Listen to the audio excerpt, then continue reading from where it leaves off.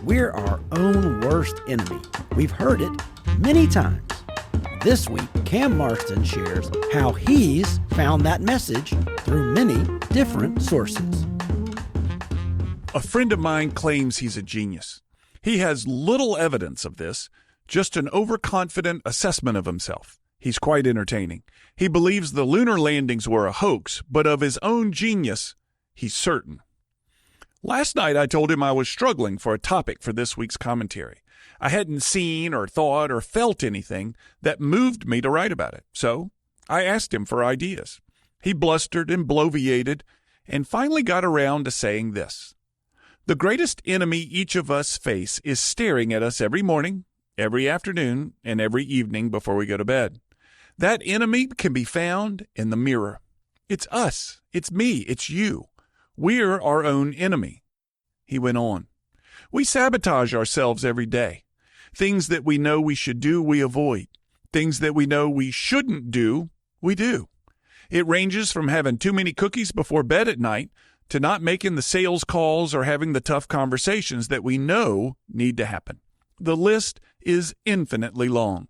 We blame others. We blame bad luck. We blame the devil from time to time. But the vast majority of the time, our greatest enemy is us. Now, I would love to tell this self-proclaimed genius that he's wrong, but he's right. And his description certainly describes me. I have remarkable discipline about some things in my world, and remarkably little discipline about others, like gobbling a fistful of cookies on the way to bed at night. I know I shouldn't do it, but down the hatch they go. And I eat them quickly, hoping that the guilt will go away quickly. Another enemy is when I try to make a joke when my inner knower is whispering for me to hush, that I've gone too far. The joke may be more hurtful than funny, and that happened on last week's commentary. I ignored my inner knower. Next to my bed lay a stack of books. One compares Jesus's and the Buddha's greatest messages and how similar they are.